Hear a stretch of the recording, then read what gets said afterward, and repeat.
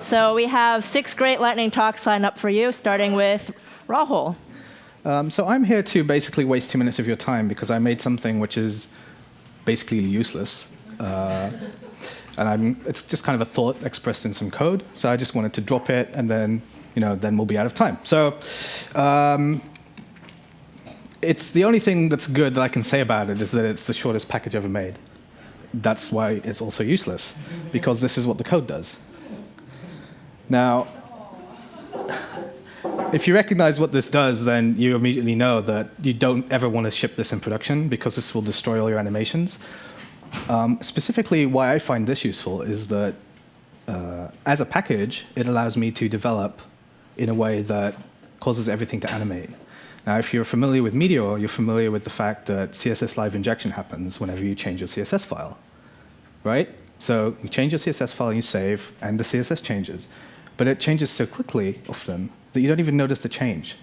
And I found that adding this package, this redundant, useless package of 1 line of code, by animating those changes, it helps me understand what's going on.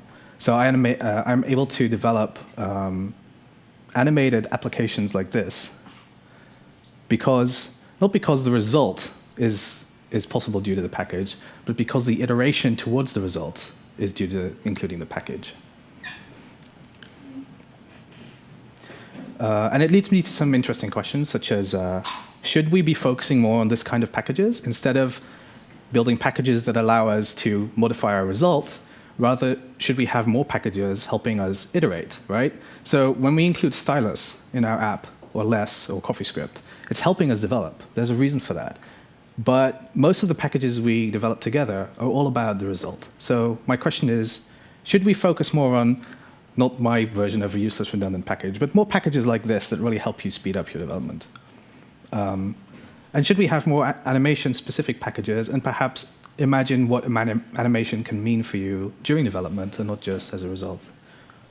And this is a form of prototyping, obviously, right? Working iteratively towards a result. This is the kind of tool that I use, and I take it out when I ship.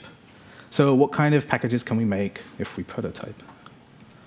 I recommend that you try out my useless redundant package of 1 line of code. That was the whole talk.